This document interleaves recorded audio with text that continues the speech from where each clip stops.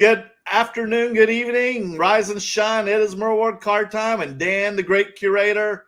It's another episode of Between Two Slabs, and I hope everyone's having a good time this summer. Dan, you having a good time this summer? Much needed break, I heard. Yeah, this is an interesting time. This is like we're less than a month away from National, so I'm definitely seeing activity levels slow down.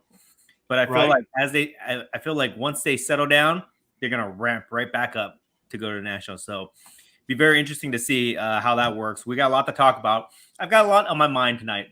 Okay, well, I can't wait to hear. This is the longest I think I've gone without talking to you. This entire year. I've been giving you a break because I know you're having those neck issues. Yeah, if you see, I have an ice pack on my back right now, folks.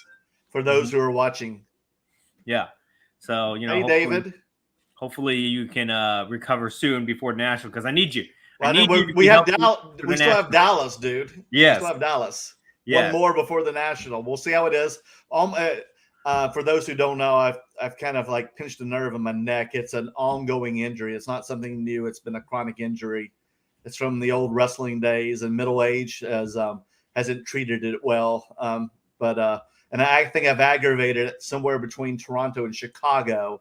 And it got really bad with Dan in Chicago. And poor Dan was freaking out, worried sick over me in Chicago.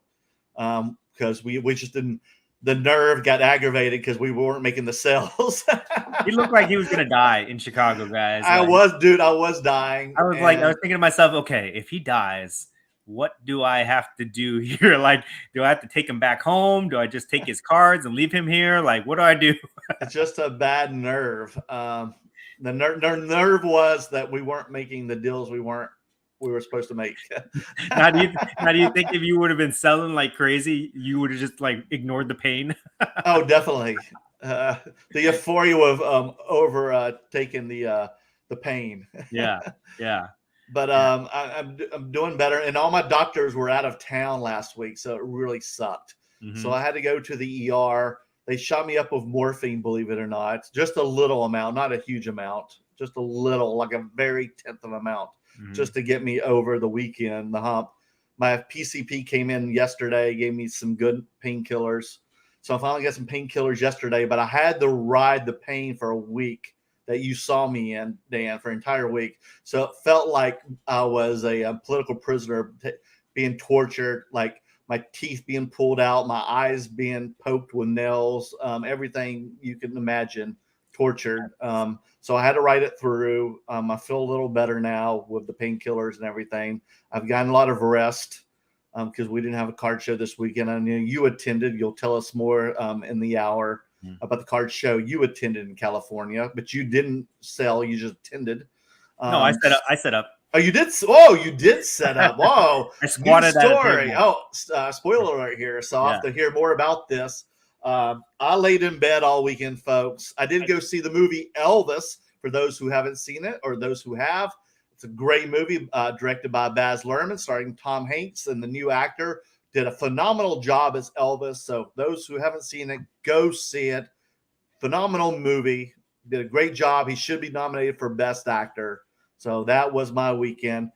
So I'm on some good painkillers. I'm going to see my pain management doctor tomorrow, and I'm seeing a neurologist next week. So hopefully they'll have some good news. Maybe it's going to require surgery. I don't know. I'll keep you posted. So that's my week. Dan, tell us more about your weekend. All right. Well, first of all, let me ask you, after the movie came out, did any of your Elvis cards sell? They're getting graded as we speak. Oh, okay. You don't have any. No, I'm getting them all slabbed as we speak. They're coming back this week, actually. Okay, interesting. The past week was pretty cool. I just went to the premiere show in Brea. I was just gonna go walk that show because I'm trying to like take it easy. Like Chicago really burned me out, just like everybody else. Me, you, Brian, we were just so burned out. Oh my God. Okay. But our friend Mo offered me a little bit of table space. So that's stacking gems. Yeah, no, that's Paper Gems. Paper Gems. Sorry, stacking gems. That's Charles. Yeah. Paper Gems is Mo. Yeah. So Mo will be rooming with me in Dallas. Yeah, he offered me a little bit of table space, so I just said, "Oh, whatever," and I set up. And it was cool. It was just like that. It was just like that local show feeling where we were just hanging out, and I didn't really have any expectations for the show. And since there's like no travel costs involved or anything like that, since I live nearby, it was like pressure free. I didn't feel like I needed to do anything. I'm just hanging out there with Mo. Right. Is he making you do shots? The dude brings a bottle of Hennessy with him everywhere he goes. Literally, he brought out a bottle of Hennessy and poured it into like a little coffee cup or something. I'm like, dude, it's 11 a.m. in the morning here. What are you doing? But that's how Mo likes to do it. But yeah, it was cool. It was just like a local show feeling. I'm definitely seeing a slowdown in the activity, and this will be something interesting for us to talk about because all year long, everybody who deals primarily online or whatever, right? The people who don't go to shows all year long, people have been complaining about the market, right? Their sports card market, saying things are down. It's hard for them. But me and you, we've been going to these shows and we've been having, pretty good success all year long, except for the last month or so, the last month or 2 months or whatever. Mm-hmm. So we've been seeing a lot of activities at shows. So that gives us optimism, right? So from our perspective, things are doing good because we're doing deals. There's a lot of activity. But ever since, I think, would you say ever since Toronto, maybe, that like there has been a big slowdown in terms of activity, doing deals at shows, not just selling cards, but trading cards or being able to, being in the position to buy cards. So, this past week at Brea was no different. So I saw like it was like the normal crowd that you'd see, but it was a lot less, like half the amount that I saw. Well, maybe not half. I would say like 25% less than what I saw or remember seeing the last time that we were there. That's when you had that wig, right? Okay. Your cousin same Merle, place, yeah. Your cousin Bobby, right? Cousin Bobby from Tennessee. Yeah. So it was the same place there. So Okay. I would say it was about 25% less people there. So that was interesting to see. Oh no, I got a light shining on me. I gotta change this here. Okay. Yeah, so that was interesting to see. And it's making me a little bit nervous. I'm not gonna lie, it's making me a little bit nervous going into Dallas in 2 weeks because Dallas is our big show. That's our bread and butter.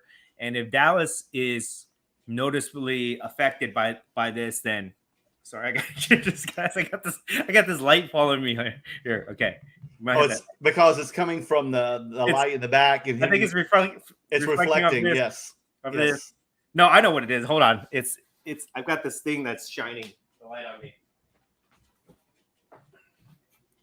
Okay. Is that better? Yeah. Yeah. I had this box here. Oh dear. Oh, yeah, yeah. I'm going to be opening this at some point. I had it like across the way, and it was reflecting. Is that a game? Is that a game or a box of cards? It's a game. It's a board game. I don't know how to play it, but it comes with all these little miniatures, which I think are super cool. So at some point, I'm going to open this up and do an unboxing for you guys. But check that out. Anyways, I got distracted here. Anyways, we'll see what happens in Dallas. But I'm already getting nervous about Dallas because it's almost like the perfect storm of bad things to happen at a card show. Okay. And I don't want to make you nervous, but I'm gonna do it anyways. Okay. Just for the discussion purposes. But we have a slowdown, right? We have a market economic slowdown going into Dallas. We have a concurrent show, same weekend, I've heard, in Nashville, I believe, 350 tables. So fairly large show in Nashville, Tennessee. Okay. Same weekend is Dallas. And we have 2 weeks before the National. Okay. So, you don't know if people are spending money. You don't know if people are going to just go to Dallas or not go to Dallas. So it's almost like a perfect storm of bad things to happen at a card show. So we will see what will happen there at Dallas. We're definitely going to have to adapt, I think, depending on how it is there, just to try to make the whole trip worthwhile for us. Right. But that has me a little bit nervous. I've been thinking about that a lot lately. I've been thinking about changing up my strategy too, because these card shows, the last year or so, we've just been doing nothing but card shows and it's been great. But now it seems like the card shows are a little bit harder to make it worthwhile our time to go there. So I'm thinking I might have to start shifting to selling online a little Yes. bit. The last year, I haven't barely sold anything online the last year just because I haven't needed to since I've been going to so many card shows. But now I think that I might have to do that just because I'm not seeing the level of activity that I need to see at the card shows. So anyway, so that was basically what I was thinking about this past weekend. But I did do a couple deals. You know, I sold some Star Wars cards. Anytime I can sell Star Wars cards to people and kind of get them started with their collection, that makes me happy. So I did that. I did a box break Galaxy with Kenny Chow, a friend of mine. So that was pretty cool that he did that. And I picked up 2 cards. I picked up this bronze Iron Man Pmg. I love this card. I've owned this card 4 times in the last year or so. So this card does very well for me. Pick that up. And I got this cool Mandalorian Visions card. This is one of the, I think this is like a insert It from is. the Galaxy set, you know? Mm-hmm. Yeah, so I picked this up, SGC 10. So I picked that up, you know, just 2 pickups at the show, and I sold a couple things. It's not like anything to be excited about. I didn't film anything or anything like that, but that was my experience at the Brea show this past weekend. But what are your thoughts on that? Have you been giving any thoughts to like how the market is kind of slowing down right now? It is, but it's like when we talked to Brian at Chicago, it could be there's a lot of things. Not only just the economy, but it is summer. A lot of people are out doing things. Versus the past couple of years because of the pandemic. People are get to go out, they get to travel, which they didn't get to do the last couple of years. So that is taking effect, definitely. Mm-hmm. So they're not going into going to do card shows. They're at the beach or at the lake, or going to vacation spots. Mm-hmm. Versus here. So kids are out of school finally. It is June. It's getting closer to July 4th. So they're at ball games, they're at soccer games, they're at other events.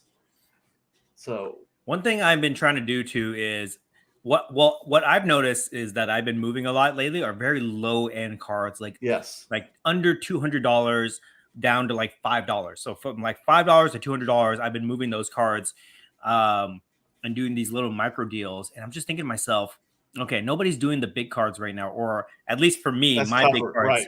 My big cards, nobody's really trying to do anything with that right now. So I'm looking at this as maybe, I don't know, what I'm trying to do is I'm trying to move out of all my tiny cards. I've got probably like, I don't know, 20, 25 like low end cards that I've been accumulating over the past few months. And I want to try to move out of those, and I want to try to get into maybe 1 or 2 big cards any way I can. Like basically I want to consolidate my collection because I'm looking at it from, I'm long on this whole game. I'm long on cards, right?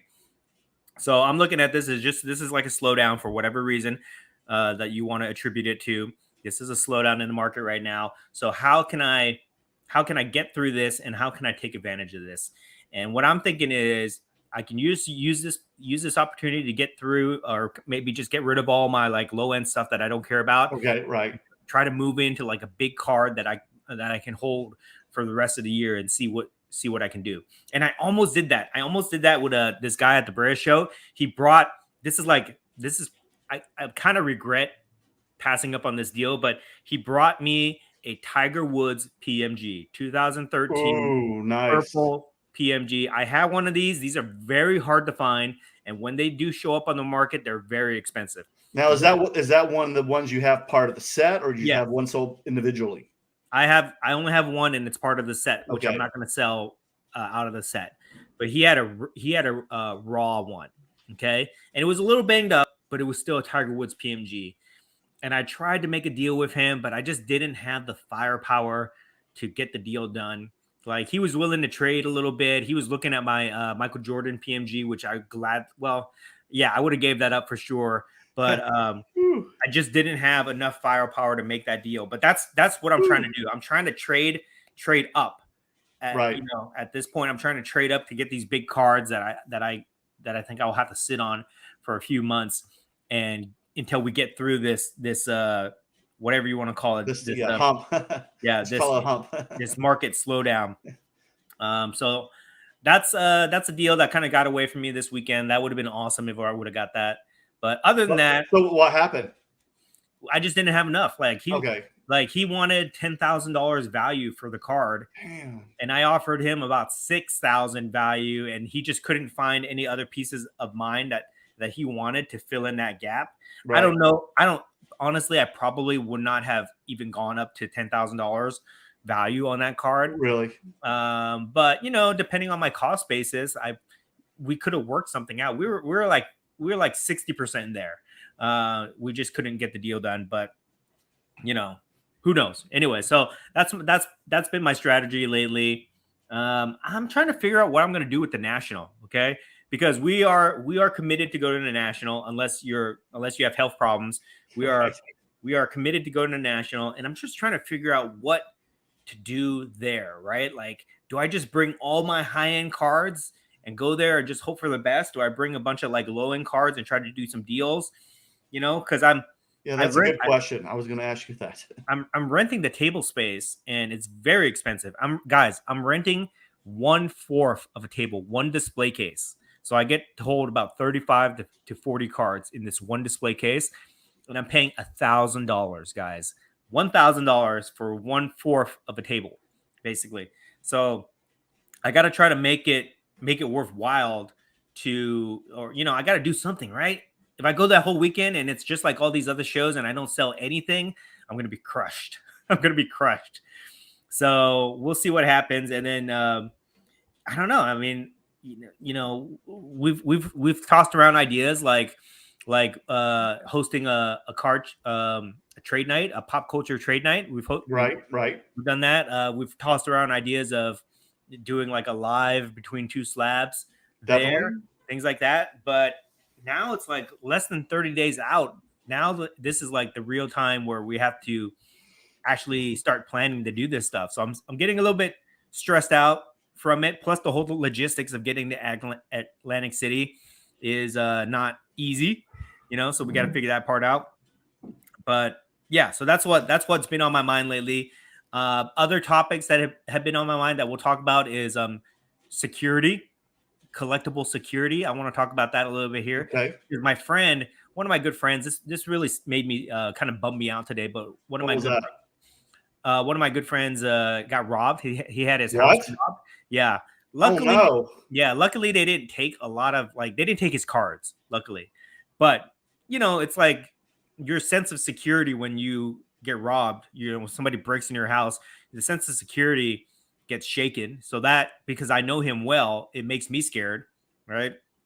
So I definitely want to talk about that. I think that's something we should address, because there's some other guys that we know within the community that got their cards stolen. I don't know if you saw all those posts recently. Some guy got his card stolen in Sacramento when he was trying to do a deal or something like that. I don't have all the details on that, but yeah, that happened. And these are like big high-end cards too.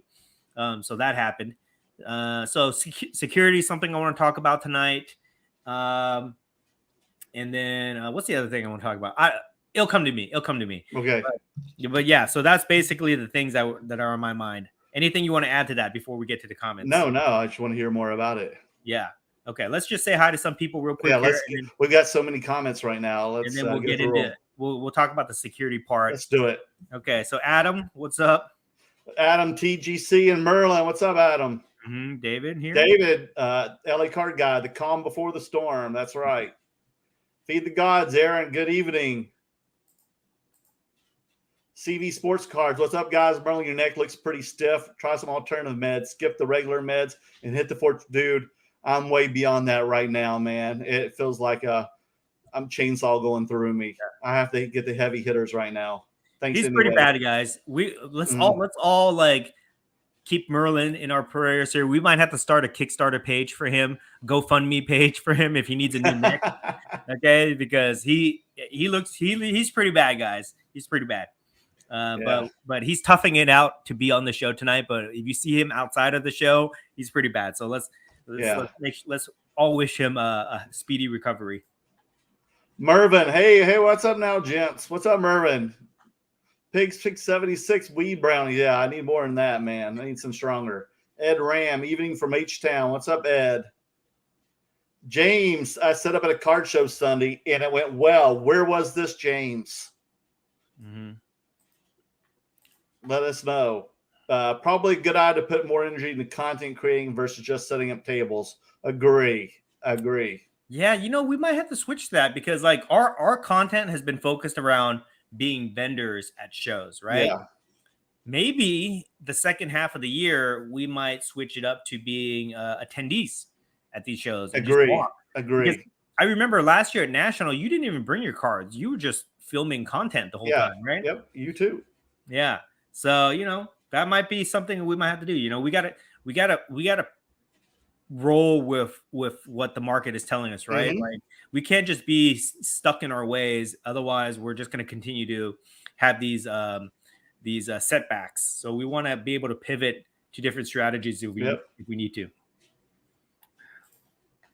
Mervin, past 2 shows I've been to locally were slow. Dealers are high and not budging on prices. Sellers are refusing to sell below comps. Mm-hmm. Mervin, I've been selling better on eBay. Yeah, me too, Mervin. Yeah, you know, like when I first started out back in the game, I was selling all my stuff on eBay because that's the only thing I knew. And this is before I started setting up at card shows. And then, you know, to avoid the taxes and stuff and fees, eBay fees, I started doing card shows. But now I'm thinking it might be time to go back on eBay because, you know, we're just not getting the reach or the activity levels that we need to do at these card shows. So eBay might be the good fallback plan on this. Yeah, bad neck and all. I've actually had a really good eBay week and my slabs week. Mm-hmm. So I've been packaging a lot the last 2 days. CV sports cards. Everybody is going to be cautious because the media pumps out so much negative info out there. It's always good to be cautious, but the people who have balls, this is the time to make the money. Agree. Dan? This is very true. Okay. Mm-hmm. And I want to be very general when I speak about this comment by CV Sports. CV Sports Cards. This is our friend Adrian here. So check out Adrian. He's starting a YouTube channel. So check it out, guys. He could use everybody's support. So check it out. We're trying to get him to 100 subs.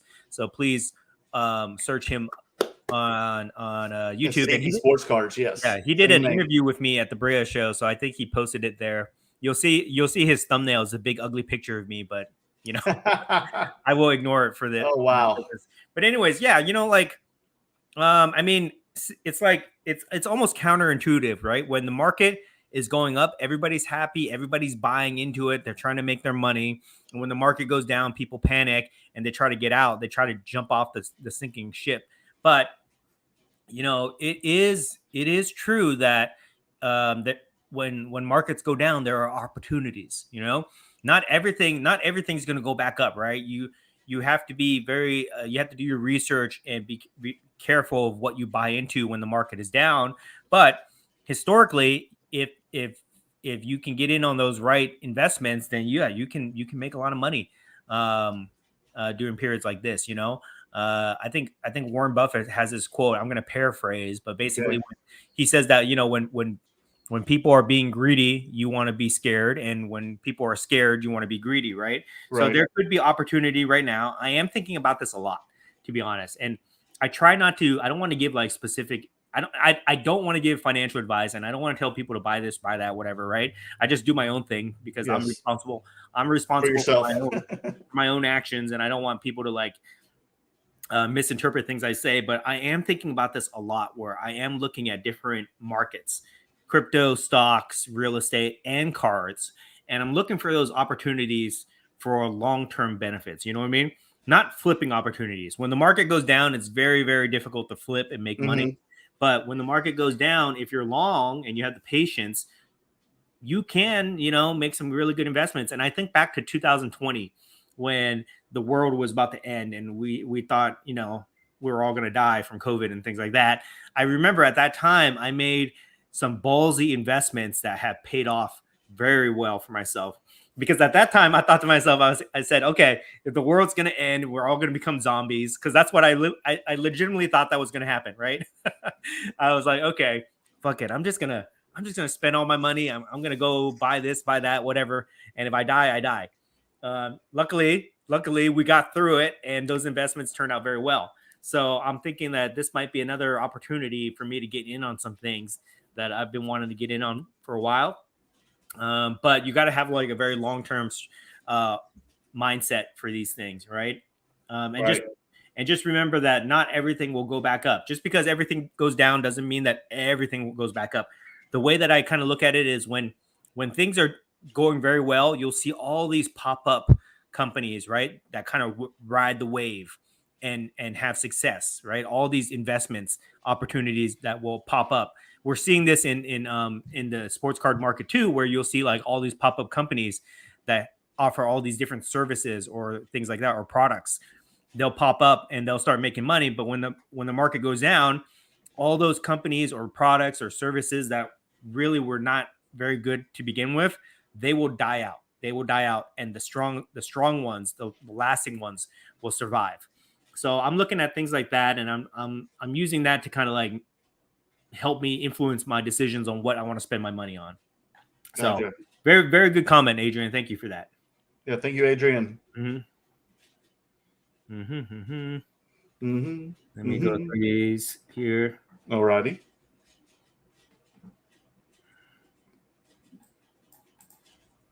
James, trade up is a good idea for current market. That's what I've been doing as well, getting into bigger cards now. All right, James. Mervin, some are going the opposite way, Dan. They're getting rid of high-end, hard-to-sell stuff and focusing on lower end that is affordable to the masses. Yeah, I think if you want to be like have day-to-day activity, go to card shows, sell things on eBay, then low end is good for you. And when I say low end, I'm talking like $500 and below. $500 might be very expensive for some people, but in the context of cards, that to me that would be low end, because there's so many cards that fit that range, right? Right. But I've had this mentality for like the last year where I've been trying to build this card portfolio where it's like 20 cards, 20 to 30 cards, and they're worth like $10,000 or more, right? That's my ideal. I'm not there yet. But that's ideally where I want to be. I want to have like a small Zion case that can hold like 40 cards or whatever it is, and that's it. I don't want to have to feel. I get anxiety when I have too many slabs. Like my work desk. I'll show you guys real quick here.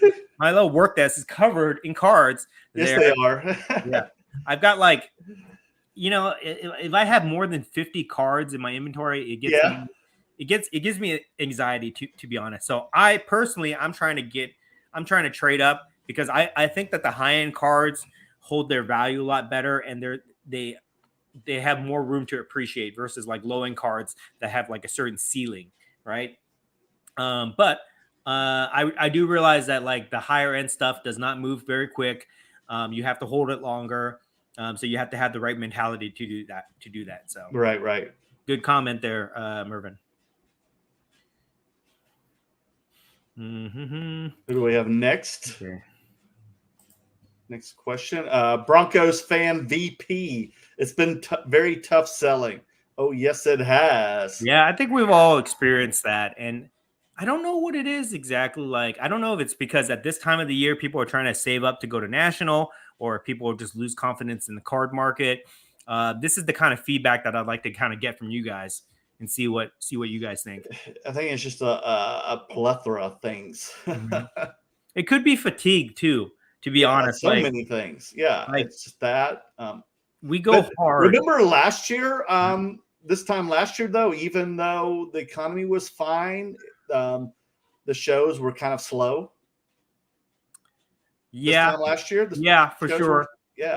For sure. The shows didn't really pick up till after national. Till I started going to Dallas. Yeah. And I think my first Dallas show was like September last year or something like that. And that's when you grabbed me and you're like, you're coming with me, dude. Yeah. Come. Yeah. So, but yeah, like we've been going hard for cards like the last year, there's bound to be fatigue where people are just tired of it, or they want to go do other things, or they just don't have the money to spend. It's like every week there's a card show, every month there's a big card show. It's hard to sustain that type of activity, you know? And this is something I've been thinking about too for like online marketplaces. I kind of went on a rant about this last week where there's just too many marketplaces and it's too much temptation, right? Like I just bought an auction on Golden for like $4,000 this past weekend. This past weekend. And I was like, oh, man, why did I do that? Like, I want the card and it's cool, but it's like I had just spent money on an eBay auction the week before, and I'm probably gonna, I'm tempted to spend more money this week on some stuff, and I'm just thinking to myself, you know what? I need to go on a fast. I need to go on an online marketplace fast for like 40 days, not buy anything on eBay, Golden, Heritage, PWCC, none of that crap, right? I need to just stop because it's become an addiction for sure. Plus, on top of that, I go to the shows every month. You did. You know? So I can just imagine for other people that aren't as committed as I am to this lifestyle. So you bought a $4,000 card on Golden. Yeah. And what was this, may I ask, what was this card? It was this one. You've already got it? No, I haven't got it yet, but. Oh, you bought another Disney. It must have been a high grade, right? Yeah, it was a PSA 8.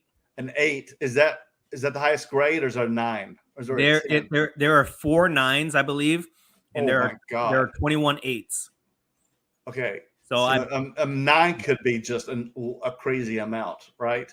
So probably like 10,000. Yeah, it's probably be a $10,000 card. Oh my god! So yeah, I picked up one of these just because I Dan's feel like addicted to the Disney right now. Yeah, that's another thing too. I'm really getting into Disney IP stuff, but the high grades 8s, they don't show up that often. So I was like, I'll just get it, right? And okay. At first, I bid $3,200 for it because that seems reasonable, right? $3,200, right? But then you got to factor in the goddamn buyer's premium, and then you factor into. Okay, so here's another thing. We're gonna start a what bends my corner segment here, guys. Okay. So this is what annoys me about Golden auctions and some of these other ones auctions. Okay, you got the 20% buyer premium. So that sucks right there. What, they tack that on? Yeah, they tack that on. Oh god. Then Golden, they'll charge insurance, shipping, tax, and then if you use a credit card, they charge a credit card fee on top of that. So you're paying like card twice. Yeah, they sent me a bill for like $4,100, I think, or like something like that, or maybe even 42, something like that. So it's not even actually 30. It's not $4,000. It's actually like a little bit higher than that, but. I don't know. That just annoys me. Another $1,000. Yeah.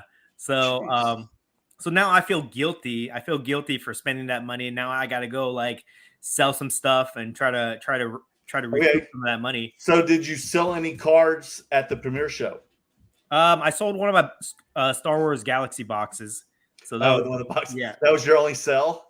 I sold a couple small cards for like a couple $100, nothing big, but the Galaxy box was the big one. I'm gonna have to start. How much you sell it for? How much you sell the box for? 600. 600. Wow. Okay. Yeah. Wow. Yeah. So, and I'm gonna bring these boxes to Dallas to try to sell them, to try to raise some money to pay for some of these expenses. But, anyways, so yeah, there's that, and there's some other auctions I want to buy right now. But like, I really got to I do feel like I'm addicted to this. Not in a good way. I wouldn't say so. Not in a good way, So I gotta really I gotta stop looking at eBay. I gotta stop searching eBay because eBay, that's like just one of them. like in my downtime, I'll be searching auctions just to see what's up, and it's just it's like temptation, guys. It's just too much temptation. You gotta I gotta delete the app, otherwise I'm gonna go bankrupt just continuing to buy stuff. At least until you have Golden auction, you have PWCC. I'm going to stop. Okay. So with Golden auctions, I'm going to stop looking at it. This is my plan. If I don't look at the website and I don't scroll to see the stuff, I won't be tempted to buy. So I'm cutting out Golden completely. Okay, after I pay for this last auction, I'm cutting it off completely. I'm cutting off all the other auctions, Heritage, REA, Hunt, all that stuff. I still like to watch PWCC, but I got to cut that off too. But I like PWCC a little bit better because I don't think they charge me for when I use a credit card on their site and things like that. So at least that's good. You need to get Ann to change the passwords. Yeah, yeah, yeah. So I need to cut everything out because it's just too much temptation. But anyways, oh my god. And I feel like I need to focus on I don't know, life. Yeah, I need to spend more time with my family. You know. Oh, here's a side note. Okay. We went to downtown Disney to go to the Star Wars Galaxy Trading Post. You did? So, yeah, that was a lot of fun. I really enjoyed that. It's good to be outside and go look at different collectibles. Like they don't have any cards there, so they had like lightsabers and toys and things like that. So that was a lot of fun, and it's refreshing. You know, when like if you go and you collect other things like toys, for example, they're not as expensive as cards for sure. So that was a little bit refreshing. I did pick up these two things. These are really nerdy guys, but I'll just show you just for fun, just so we can all have a little laugh. So I picked up like if you that's where you got those from. Yeah, if you recognize this is a communicator that was first used in I think it was Phantom Menace episode 1. Okay, and you can listen to this. It plays a sound. Listen. This is General Kenobi. We have your transmission. Can you hear that? Yeah. I'm dispatching Commander Cody to bring you back. Yeah, so I got this. Just something fun for me and my daughter to play with. And then I got this really cool. This is like a communicator. This is the communicator they use, and it has the hologram. This is Yoda here. And it lights up and makes a little sound. So that was cool. Just just fun stuff like that. Like not everything has to be $1,000 toy. You know, you could get like this costs like I bought the whole package, but this is like $10 or something like that, right? So sometimes you can have fun just like with little things like that. I like those. And oh yeah, and another thing I'll go on a tangent on it, and then I'll get back to this comment. Sorry for all these tangents, guys, but the season finale of Obi-Wan. I watched it. Yes, I did. Okay. I've watched it all. Yeah. So we can talk about it if you guys. If you guys haven't watched it yet, this is your fingers in your ears. You haven't heard it. Yeah, this is your spoiler warning. Okay, but man, that was such a great series. I love that. There's people that have been very critical of that show, but for me, I'm like I don't really overthink a lot of things. So all these little problems that they have, I don't really care about it too much. I'm just happy to see Star Wars content. You know, I'm happy to watch these new, fresh stories on TV and to see characters like Obi-Wan get more content and more backstory. I think it was really cool. But like, man, that last fight scene between him and Vader and how it ended, where he cut that side of his helmet off, and then they had that little exchange. Oh, that was deep. That was very emotional for me, for sure. And it made me like Obi-Wan a lot more than I did going into the show. Just seeing that storyline. Like I've always loved Vader because he's been very mysterious to me. And in this show, gave him more character where you can see a different side of Vader. So that was really cool. I've always liked the other Jedis like Obi-Wan. What's his name? Qui-Gon Jinn and Mace Windu, the guys that were like badass, but you didn't see them much. Right. But now Phantom Menace. Yeah, now I really love Obi-Wan because of the backstory that they gave him, and that you can attach yourselves to that story. So I don't know. What did you think? No, truly, exactly what you said. I enjoyed it all. It was a lot of fun to watch. Yeah. And I can't wait for the next one to come out, but I don't think it's going to come out till like next year, like the Ahsoka series. Yeah, it's 2023, definitely. Yeah, they're in the middle of production right now. There's another one called like Andor or something. Andor, like yes, with Diego Luna. Yeah, I'm not even sure what that thing's about, but I don't know when that's coming out. That looks really good. I think 2023 as well. Yeah, I need to see more of these main characters like Vader and Obi-Wan. I want to see them pop up. I want them to create like a cinematic or like a universe basically where they can pop up on these different shows and have crossover storylines and things like that. So that's really cool. Mm-hmm. Super excited for The Mandalorian when that comes out. But I need more Star Wars. Definitely need more Star Wars because it is awesome. And it's the thing that I'm enjoying most right now, just being lost in that fantasy world. Oh, for sure, for sure. Yeah. Okay, let's get back to this. Let's get back to this here. Oh, Adrian donated to the channel. Thank you so much, Adrian. Super sticker. Yeah, appreciate it. We gotta do something like, I feel like we gotta. I want to do something more for the people that give us the tips or the super stickers or whatever. Thank you, Adrian. Super chats. But I appreciate that, Adrian. Thank you so much. We need that. We need at this time, guys. We need every help we can get, every bit of support we can get. So thank you so much for that. Okay. Let's see. Chris Olivo. After hearing what you're paying to set up a table national, I wonder if it's even worth it, especially in this economy. Okay, so here's my thoughts on this. Is it overpaying? Yes, I think it is. Of course. But my thoughts are like next year, I don't even know where I'll be, to be honest. Like the idea of keeping up this pace going into next year's national, whenever that is, it's already very exhausting for me. I feel like I need a vacation from doing content, from going to shows, all that stuff.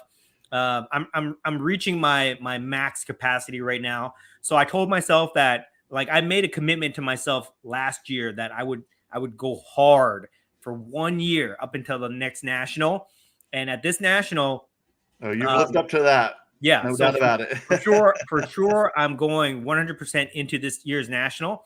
This might be my only opportunity to set up at the national because I'm not going to be on the waiting list. I'm not, I cannot commit to going because to set up at the national next year, you got to commit this year. You got to get on a waiting list and secure your spot and pay for it for the spot next year. And I just don't know where I'll be, to be honest, guys. I might still be doing this. I might be collecting other things. I might be dead. Who knows? Oh no, don't say that. Don't say that. Who knows? Right? So I might have to be like, I might have like a serious like a work project that takes me away and I have to focus on, I might have another baby. Who knows? Right?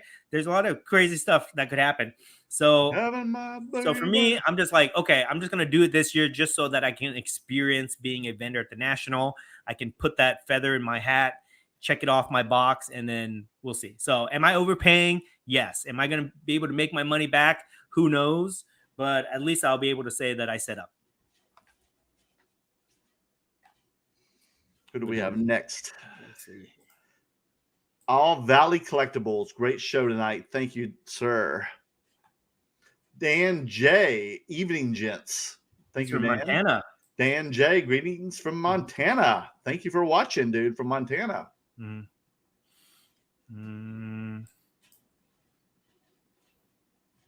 What else we have? Dan's scouring through the comments here. There's a lot of comments here, guys. I try to like highlight the most relevant ones. I can't get to everyone, but there's a lot here. He's trying to get through them. Yeah, we got a full room. He's the moderator. We got a full room. Or so. But we appreciate all the comments, guys. We got a lot of people tonight. A lot of people. Let's see here.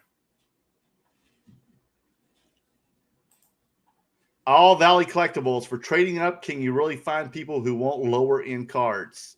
Yeah, I mean you can. Yeah, it depends. If you can give them like a liquid card that they can move, that's transacted a lot, they'll usually take that. But what I do is I do the cash trade deals. So I offer them a little bit of cash. You give them, people are desperate for cash in this current market here. So you give them a little bit of cash and you give them some cards to work with. You'll be surprised. You can get some deals done. Okay.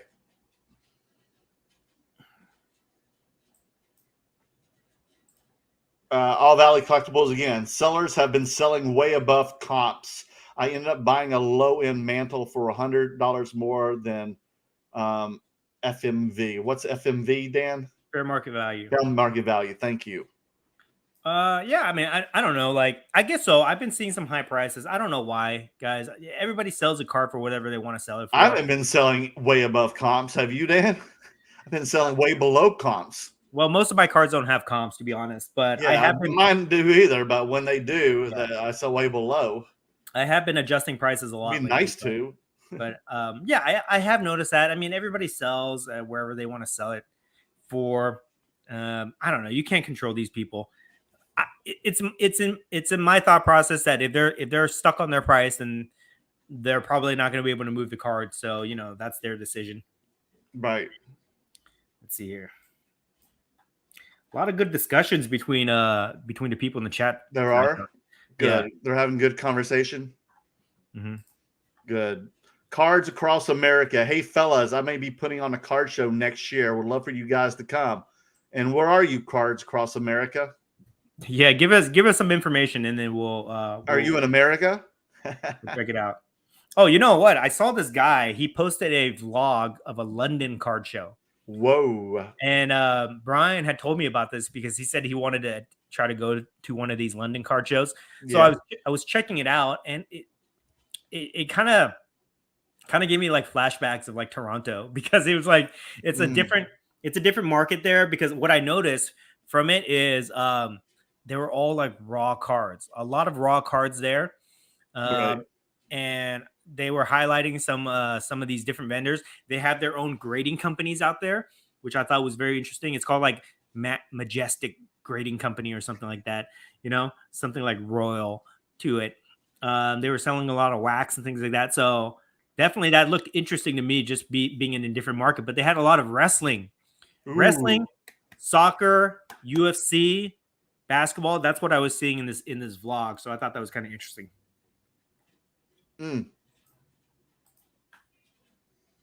Brian Basketballs, don't just stop between two slabs show. Okay. I'm supporting I Made Alive. Yeah. Okay, so I think that, let me see here. Oh, there was a big AEW pay-per-view this weekend too. Mm-hmm. Yesterday. It was like a 6-hour pay-per-view. Forbidden Door? Forbidden Door, yeah. I Did heard you it watch was that? really good. No, I was feeling too bad, and it was like 6 hours long, but I heard it was really fun. Yeah, I heard like the with big the IWJP with the Japan and AEW. Who was the big reveal? Was it Cesaro? Yes. Yeah. His real name is like Claudio something. Claudio, something like that. Yeah. But yeah, that's cool. That's cool to see him out there. Okay, so we got to most of the comments here. So the next thing I want to talk about is security here. Okay, this has been on my mind here. So like I was saying before, my friend he got his house broken into, which kind of freaked me out. Terrible. Yeah, luckily they didn't steal any cars, but they didn't. Okay. Yeah, after he told me that, I was like, okay, you know what? It's time. And then so I signed up for a collector's insurance today. So I did a quote on that to get the collector's insurance. I think the quote I haven't paid for it yet, but like basically the quote is like $900 a year premium for up to $250,000 of insurance coverage. I think with the amount of inventory that we carry and stuff like that, it's probably a good idea to kind of get something like that. A friend of mine did have the same collector's insurance before, and he actually filed a claim and he got paid out on the claim. So it is legit based on his experience. So I signed up for that today just to have that. And I think that I'm going to take I'm going to definitely probably like, I don't know, take some precautions around my house to make sure, it's secure. Have you ever thought about that? Security for your? Oh, definitely. No, I do that already. Mm-hmm. Yeah, because I feel like the more cards get attention, that people are going to start to realize that they're worth money. Most people, like if they saw a card on the, on the street or something like that, they wouldn't pick it up because they would think that it's worthless. Right. But I think that, especially because of LeBron logo man, which we can definitely talk about that too, that it gets that type of attention. People are going to start like thinking that or realizing that cards do hold value. So, I do feel like a little bit of a risk there. And then I don't know if you were following this story on Instagram, but like this guy from Las Vegas cards, the Las Vegas card show, that account on Instagram, he was using a card broker to sell some cards in like Sacramento or something like that. Okay. and the card broker got robbed, I guess, and they took like 5 really high end cards, and it's been all over Instagram. People trying to find these cards. Yeah. So I don't know the facts around how he got robbed, but that's kind of scary too. You know how that kind of stuff happens. So I don't know. I just feel like lately I've been giving a lot of thought to this about like security at card shows and my own safety when I'm walking around and stuff like that. You know what I mean? Especially since we make vlogs and we talk about like the things that we do, you know. So I don't know. Are you going to arm yourself?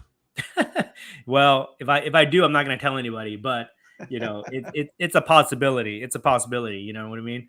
So, but it is a risk. It is a risk. That's why I'm always like, I'm always telling people to be aware, hyper aware of your surroundings. You know what I mean? And just like, don't be so naive when you're walking around with a bunch of cash or you're doing deals and you're taking pictures of all this cash that you just got from your deals. You know what I mean? Right. Because you just never know. You never know when there's some crazy person, especially at Dallas. Every Dallas show, something bad happens. As much as I love Dallas and I love going there, and as much security as they put there, every show there's somebody that steals something or gets robbed or something like that at Dallas. So we just have to kind of like watch out for each other and just be very hyper aware of our surroundings and just be careful about flaunting these big deals that we do. You know what I mean? Yeah. Did something bad happen last time?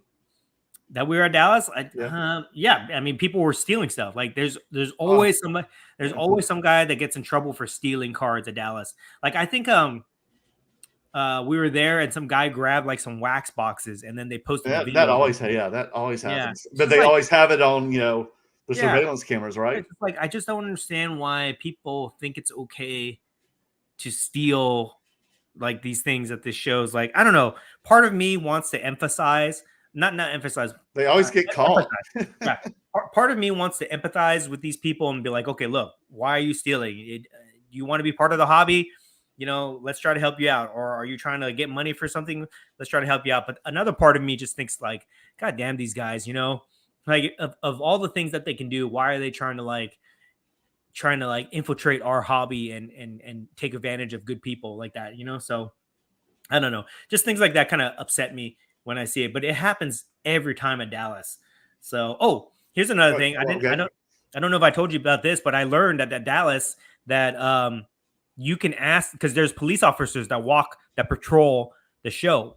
You can ask these police officers to accompany you to do deals if you're going to like a private room and putting down cash or whatever. They'll go with you to like just kind of watch your back. So I thought that was interesting. Oh, but really? Wow. Yeah. So good to know. It's good to know. Or for like counting cash and everything. Yeah, things like that, right? That always gives me anxiety when those people come over and count cash at my table. It's like it's a spectacle. It's fun when they put down all the $100 bills, but like afterwards, and you're supposed to like hold it, and everybody sees you and stuff like that. That makes me really nervous too. I don't like it. Yeah,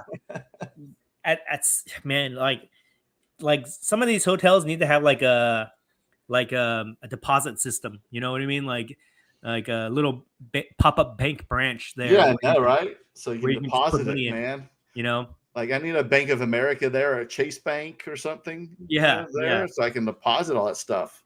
Or an ATM or something. Can you deposit money in an ATM? I think you can. You can. Yes. Why can't you? Yeah. So like they need to have something like that there, because it's just not a good practice to have all these people walking around with all this cash. Yeah, I've deposited $20,000 before at my bank. Oh, really? Wow. Yeah, cash. Yeah. So yeah, just my thoughts on that. Okay. Anything you want to add to that before we get back to the chat here? No. Good. Keep moving. We got a lot of questions. Whoa, I see them popping. Let's go for it. Keep going. Okay. Brian, you going to be in Dallas, buddy? Oh, here we go. Oh man, Mer World Cards, Dubai, United Arab Emirates. Yes, my favorite content creators back, and Dan is here also. Yeah. We've got a Kobe logo on the side there. Mm-hmm. Philly Joe, what's up, Philly Joe? Why not just increase your homeowner's insurance? Cheaper than card insurance. I called my homeowner's insurance and I asked them about my collectibles, and they said that they don't cover collectibles because they can't figure out how to appraise it or value it or something like that. So I don't know. So there are specific collectible insurance companies out there. If anybody is using one, let us know in the chat. I'd love to hear it. But I've done a little bit of research on it. Oh, Dan, I was going to stop you. Guess what? Because remember I told you about something that been in my corner last week. What was it? Remind me. Star Stock. Oh yeah, they're holding your cards, right? I got them back yesterday. Oh, they must have been watching. Huh? They must have been watching. I just got it, yeah. And I literally the other day I got a notice from an email saying your cards are being shipped, and I got them a box, a whole big box of stuff, and then it's just anything good? I got some good stuff. I got a Matthew Stafford chrome refractor card, and then I got an Alphonso Davies press proof die cut that at the time I think was worth anything, and I looked on eBay and I think they're going for $1,500. Stafford's worth several $100s. Some good stuff. But then I got a bunch of joke stuff that I just shipped right to ComC, that just a bunch of raw cards that were flippy cards. So can you explain to me this real quick? When you say you just shipped it to ComC, do you have to input data online to tell them what you say, or you just send them a box of whatever? Yeah, just doesn't matter if it's graded or raw. I just say, I have 100 cards that I'm shipping that are graded and or raw, and they'll do the rest. How long does it take to process for it to be put up online? 2 to 3 weeks. That's it. Yeah, okay. Over raw cards, and you want to take longer, they could take up to 16 weeks. Okay. That costs 50 cents. Okay, and they sell it. How much do they take? Oh, anywhere $2 to $3, or 50 cents to $3, depending on the tier of what you want from it. Interesting. Yes, they're different tiers. So raw cards could cost anywhere from 50 cents to a couple dollars. Wow. Okay. And they do all the scanning and the listing. Okay, so you like ComC a lot then? Well, because they do all the work, and for just a bunch of crappy cards and stuff like that, you don't want to do all the work, then just load off onto them. I might try it. I might try to do that. So all those cards I was flipping on the Star Stock, I just shipped them back to ComC. Interesting. Bunch of base cards of basketball cards that I can get a couple $2 or $3 back from, and I just sent it to them. But it's going to be on a slow train, so it'll take probably 10 to 16 weeks for them to list them. Right, but at least you don't have to deal with it, right? Exactly. Interesting. Calvin, hey, Dan and Merlin, what's up? Looking forward to seeing Calvin. He's challenged us to a box break out there. So, I think what did he challenge us to do? Star Wars Galaxy? Is that what? He's doing? No, the Bounty Hunters cards, I think. Oh yes. Oh, let's talk about that. That's the other thing I want to talk about. Topps Star Wars Chrome Sapphire. Yeah, what's up with that? So that pre-ordered for the members who have the VIP members of Topps online, and that debuted last week, and it sold out in one day or whatever, a couple hours or something like that. I think David's got a hold of some of those then. Yeah, David, if you're in the chat, let us know about that, David. But I think they're $200 pre-order, but then they're going for $600, $700 on eBay now. Oh wow. So okay, here's my thoughts on this. I don't know what this Chrome Sapphire is going to look like. Supposedly it's going to look good, right?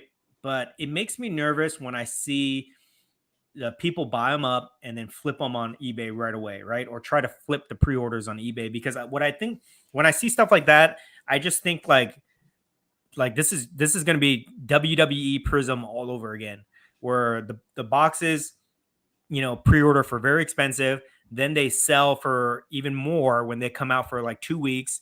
The breakers are going to break as much of it as can. They're going to hype it all up. You're going to see these crazy eBay prices. You're going to see shilling on eBay and all that stuff.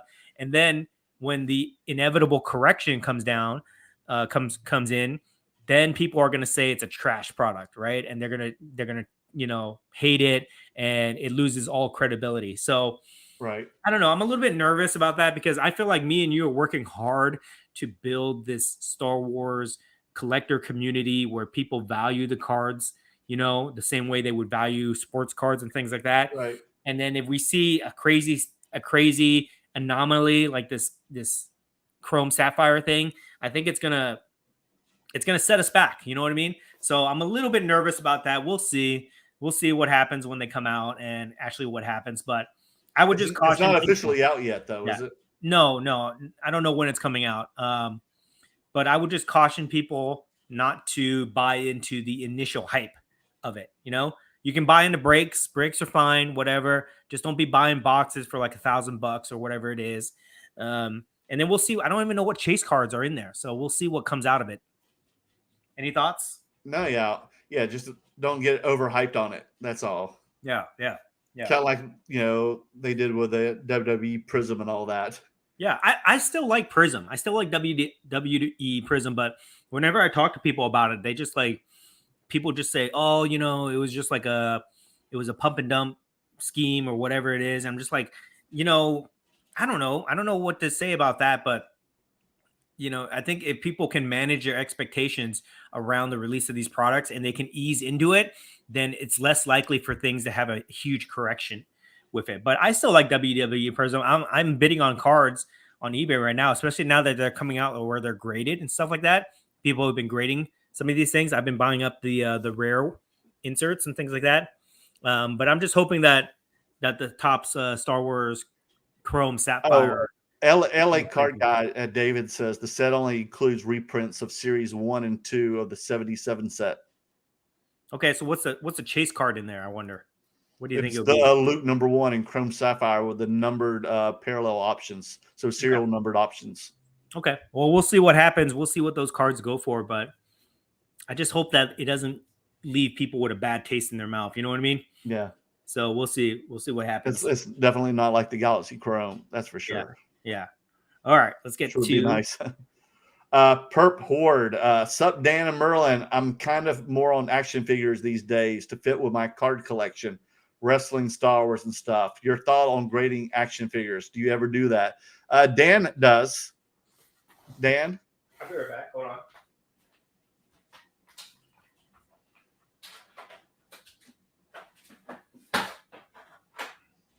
So they were all over the place at Star Wars Celebration. They had booth set up. Yeah. So yes, I do collect graded action figures, mostly GI Joes and a couple Star Wars right now.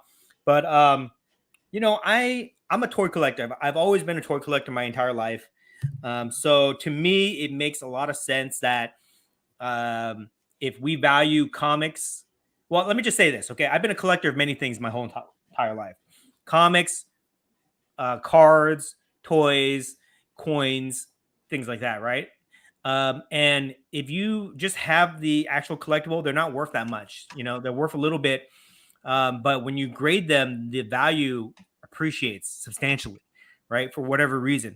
So to me, it makes a lot of sense that if graded comics are very valuable, graded cards are very valuable, graded coins are very valuable, that toys will follow the same pattern.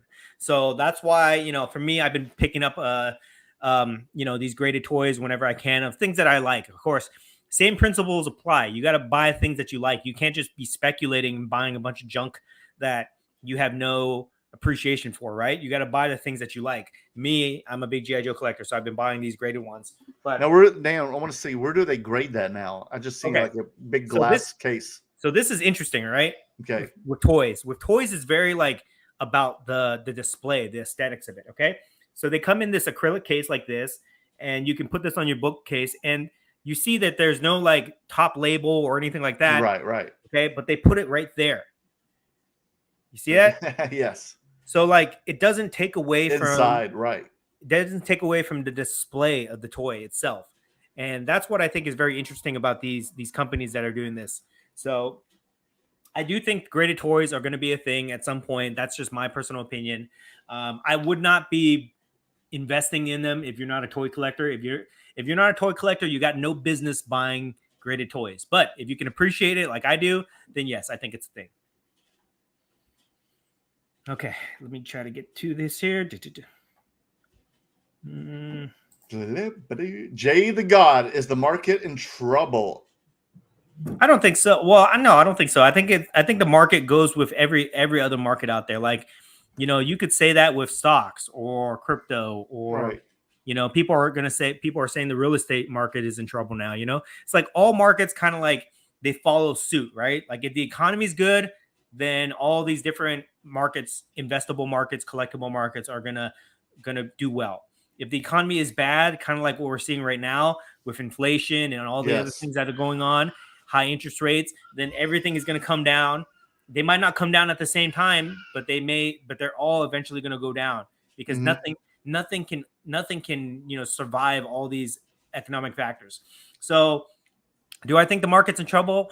I mean, I think that like it's going with the rest of the economy, but just like everything else, I do believe that it will go back up eventually. As the economy goes, so will all these other investable markets. So if you're long on it, and when I say long, I'm talking like 2023, 2024, then you can ride it out. You can ride the wave and you'll be fine. If you're like over leveraged and you're flipping and you're like paycheck to paycheck, or you're just like worried about how you're going to pay for your next credit card bill or something like that, yeah, you're in trouble. So you shouldn't be spending money on cards or anything like that if you're in that situation. But hopefully most people aren't. I always tell people like if you don't have disposable income, you should not be investing in collectibles at all, right? Go invest in other things with your money. But collectibles are very volatile. So you shouldn't be playing that game. Okay. So hopefully that answers your question.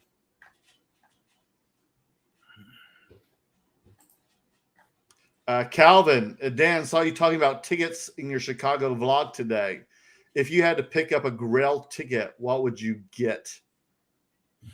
It's so broad. My Grail tickets. I have 3 Grail tickets that come to mind. Okay. You do. Wow. Number 1 would be one that I could never afford, but it would be so cool to have it. Okay. Well, actually, I'll start with the lowest one first. Okay. The easiest one for me to get would be the Kobe 60-point game, his last game. Wow. Okay, that's a good one. I think that'd be really cool. The reason I like that ticket is because it's a commemorative ticket where it has Kobe's picture on it. It's not just like some crappy thing from like Ticketmaster, right? It actually has it's like a collectible ticket. So that displays really well. You can get those things for like $500 to like $1,500. Oh wow. Depending on the grade. So it's relatively affordable and they're out there. There's a whole bunch of them out there. So that would be one I would want to add to my collection. I think that'd be really cool. The second ticket I would want to get would be probably Kobe's debut ticket. I think that would be really cool. That's a little bit more expensive, I think, to get a full-size ticket, but I think that'd be really cool because that's significant to me because Kobe's one of my favorite of all times. I don't know if you can see that, but I do have Kobe's Time magazine right there. I'll just show you. Check that out. Very cool. Okay. And then the last one would be, I would never be able to afford this because it's very expensive, but Wilt Chamberlain's 100-point game. Whoa. Ticket stub. I think that would be really, really cool. But that goes for like tens of thousands of dollars, but I think that would be so cool to have. How about you? Oh my goodness. Let's see here. Maybe the ticket from when North Carolina beat Georgetown in the NCAA tournament. Okay. That would be a good one. Mine would probably be Jordan stuff, of course, since I'm a Tar Heel. Maybe Jordan's debut at Chicago Bulls. So definitely. Anything Jordan. Maybe my God, or maybe like Mickey Mantle's debut. How about that one? That'd be a lot of money. Wow. Okay. I do like those old time baseball tickets because they look really cool. Yeah, wouldn't that be great? Flippin' Steve's got one of my favorites. So how about just go to concerts? Maybe like a Woodstock ticket. Ooh, would that be awesome? Yeah. Oh my goodness. Or something like that. Or maybe a Prince ticket or something. Maybe Prince's first ticket or Prince's last ticket. Concert ticket. You know what's interesting? Now that we brought up the topic of tickets here. Yeah. Like again, tickets are like they're just like pieces of paper that nobody cares about until you slab it. Once you slab it, suddenly they're worth a lot of money. Suddenly they're collectible. Isn't that funny? How we have to view these items through a form of collectible that we understand, which is graded slabs, basically. But if it's not in a graded slab, it's just like nothing to us, right? Right? Yeah. Like, unless you actually went to the game itself and you kept your ticket stub from it, like you wouldn't. There's not a lot of people that go out and buy that stuff unless it's slabbed.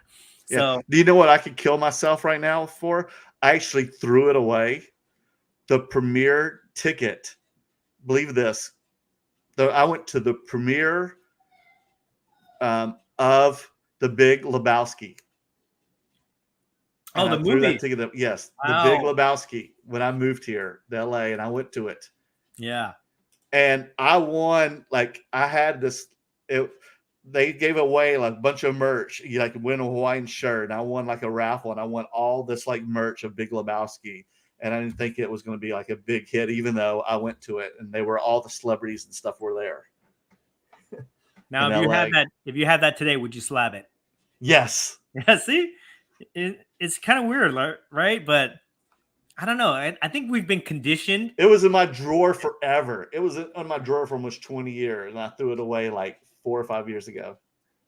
Like we have been conditioned to just like I just happen to have this in my hand, guys.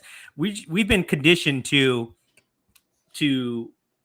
want everything to be slabbed for some reason, right? Like the PSA has done a brilliant job at brainwashing the collector community to value everything that's been in a slab. So I don't know. Tickets are kind of fun. I might buy. I don't think I'm going to get really into it, but I might just buy a couple significant ones just to have it as a cool collectible. Because to me, it's memorabilia. It's like it's a piece of memorabilia, and I'm starting to get into collecting memorabilia a little bit more now. So I think I might kind of add some to my my inventory at some point. Okay, moving on. Perp, thanks guys, really appreciate it. Keep your good show. Thank you so much, bro. Jay the God, is this the best time to buy and hold until the market goes back up? Probably so. Yeah, we were talking about that a little bit earlier. Yeah, I would say so. If you're long in the game, if you really believe in collectible market, yes, this is the time where if you can acquire some good pieces.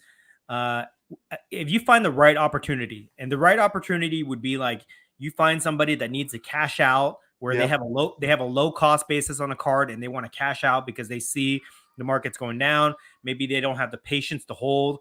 Maybe they need funds to acquire a different card, and they'll sell you the card at below comps or at a discount or whatever like that. So if you can find the right opportunity and you have the capital to deploy, yeah, you can pick up some really good cards, but you gotta understand, you gotta hold it. Okay, you cannot flip in this market. And I'll give you two examples. Okay, two examples that really annoy me right now.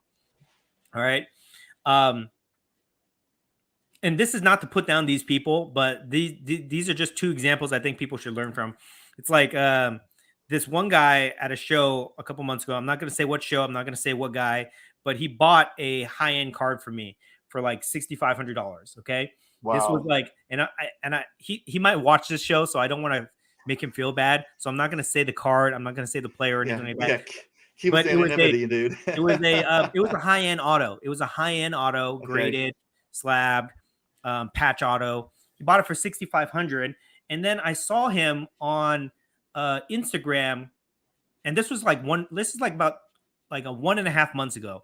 I saw him on Instagram trying to offload that card already, and I'm just thinking like, yeah, and like he put it at like I think he put it at 7 or 65 or 7 or best offer or something like that. But it's like it made me think that he's trying to offload it for whatever reason.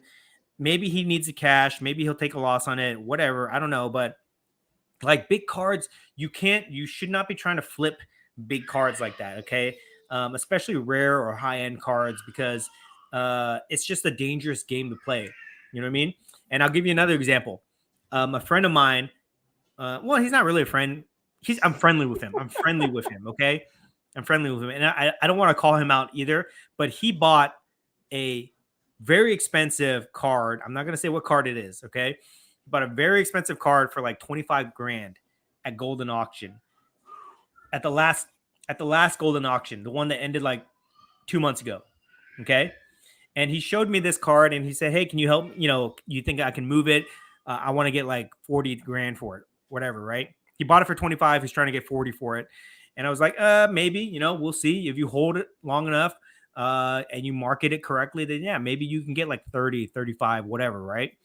I saw him put it on the last Golden Auction and you know what it ended for?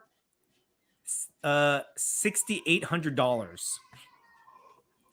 You know, something like that. It ended for under $7,000. I don't know what the buyer premium and all that stuff, but under $7,000. Oh my god! So he bought it for 25, and it went for like $7,000. And I'm just thinking to myself, oh my god, like, why did you do that, man? Like, I feel bad for him too. What the hell was he thinking? Yeah, I was almost thinking to myself, okay, maybe if I buy it and then have him buy it back for me, then at least he gets the card and doesn't take a huge loss. Why did you think he did that?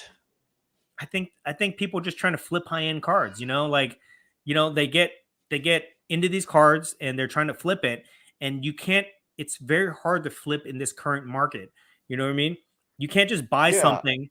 You can't buy something, have that be the comp on it, and then expect to, you know, to flip it right away, especially when you put it at auction, because anything can happen in an auction, you know, anything can happen at an auction. So anyways, my point here is like, now is not the time to be trying to flip high-end stuff. No. You can buy cards, but you got to be long, okay? Like end of the year, 2023, maybe even 2024 is when you can see these cards appreciate, okay? So just be careful about that, Jay. Yes. Way too risky. Have a time to do that right now. Way too risky. Yeah. Oh, this is interesting. David, a Grail ticket would be a Disneyland opening day. Oh yeah, yeah. I would want that. I'm going to add that to my list because I saw and a Disney World to be its companion. I actually saw somebody post a picture of a Disney Open Day tickets. They look really cool, so I would definitely add that onto my list. I'm starting now that my daughter is getting a little bit older, where we can take her to Disneyland. I'm starting to appreciate Disneyland and the whole aspect of it a lot more. So you might see me get into like some Disneyland, some Disney stuff pretty soon, like some memorabilia. I'm already buying Walt Disney cards, guys. I'm already buying Walt Disney rookie cards. So you might see me get a little bit more into that. I went to Disney World when I was 75. I was 5 years old. Back when they still had the A and B and E tickets and all that. Did they have those when you were a little kid? Did you go? I don't remember. Okay, you don't remember those? Yeah. Yeah. But yeah, they had tickets back then. Yeah. Disney's fun, man. This is fun. Like you'll see me get more into it, especially since Disney owns like the best IPs in the world. They own Star Wars, they own Marvel, and then the Muppets. Do they own the Simpsons too? That's what I was about to ask you, because when you go on to Disney Plus, you can watch every episode of The Simpsons. So yeah, I think they do. Do they own Fox? No, they don't own Fox. But I think they own part of The Simpsons or something. Oh, okay, yeah, but Simpsons. I might be getting into some Simpson cards pretty soon too. Like I've been watching them on eBay and stuff like that, and they seem like a lot of fun to try to collect. So we'll see. I don't think anybody has slabbed any Simpsons cards. I don't think, but I might have to do it. It might be fun. It might be fun to get into. You know, sometimes like we love Marvel. We love Star Wars. No, the Simpsons is at Universal. Sorry. Okay, but you can watch it on Disney Plus. Okay, so they have it. But they have that ride at Universal. Yeah. They have Simpsons cards though. You know that, right? Okay, yeah, and they're pretty cool. Cool. I gotta find that guy who has that autographed card from Inkworks. Oh yeah, who knows me? I gotta find him. But yeah, he watches our show. So you know what I like to do is it's you know, it's like we love Star Wars, we love Marvel, we love wrestling, but at some point, like we get into it really hard for a couple months, and then if there's nothing new in it, it's hard to like talk about that all the time, you know. So we have to shift to the next thing, and it's fun to like when you discover something new it's really fun to dive deep and start researching it and learning about it, right? And going on eBay and seeing all these things. So I feel like I'm going to start doing that with like Simpsons pretty soon and Disney cards and things like that. Just because, you know, I enjoy that aspect of the hobby of doing the research and getting all into that stuff. Right. Even Beavis and Butthead's coming back. I heard about that too. They have, I think they have a new movie out right now or something. Is that what's right? going on? Okay. Yeah. Okay, I'll watch it. I watched it as a kid. I've never been a big fan of it. I loved it. But I did watch it as a kid for sure. As a kid. I was in college. Yeah. It's good times. All that stuff, guys. I mean, if you want to have a lot of fun and you want to invest in potential, if you want to speculate on potential markets or categories that could blow up, just look at all the stuff from like the late 80s or the 90s. Look at all the IPs from that era. Those are all classic IPs.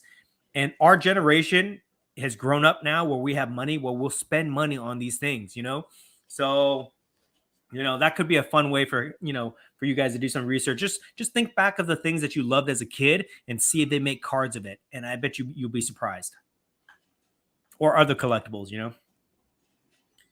Let me see here. Yeah, okay. Trying to get like the autographed cards of all the Simpsons characters. That would be amazing. Do they have that? I feel like they're way underappreciated and undervalued. I mean, that's something that's the longest running TV series. I know, it's so history. crazy. At one point, okay, let me tell you. At one point, the Simpsons was like my whole life. At one point, where I collected all the figures, I watched every episode. I knew every trivia question there was to know, and then I just got out of it as I grew up and became like an adult in college or something. Okay. I got out of it, and I haven't been able to get back into it since then. But I just remember I have very fond memories. It's been going on for 30 years. I must have watched the first 14, 15 years of it. I must have watched it every episode. So I could easily see myself getting really, really deep into Simpsons stuff. And now they're starting to make new toys of it too, which are really cool. Don't get me started. Okay. What TV show did it start on? What?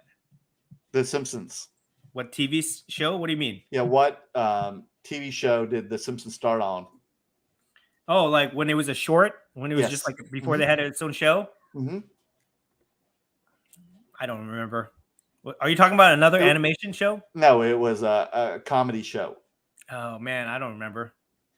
It was Married with Children? I don't know. It was a famous comedy show actress. Actors? She was an actress. She's a British comedy actress. She was on Fox, and that's how the show got its upstart. What is it? The Tracy Ullman Show. Oh, okay. Yeah. That was like what, 1988 or something? Yeah. In 1988, I was 6 years old. So it was like one of the only shows on Fox that had Married with Children and 21 Jump Street. Yeah. Oh, look, everybody knows this. Everybody knows this trivia answer except me here. Yeah. Let's see here. Oh wait, Adrian's got a question here. Okay, we're doing Simpsons trivia here. Who shot Homer's boss? I don't know that. That's an easy one. That's you know that one.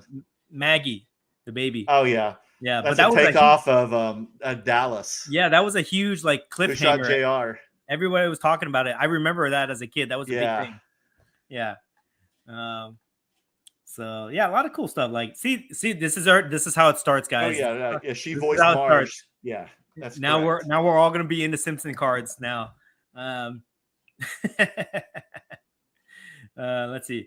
Anyways, what was I saying? Don't get me started on that because I'm gonna go crazy if I get into Simpsons cards. Ren and Stimpy cards. That would be awesome. Thank you, Rob. I actually have a whole Simpsons set right over there that I just have in a binder. I got it for fun, but if I get into graded Simpsons cards, watch out, guys. It'll be over. Anyways, okay. I've got an eBay auction that's going to end soon. So let's go ahead and wrap this up here. Tell me what it is. I want to outbid you. Any closing thoughts? No.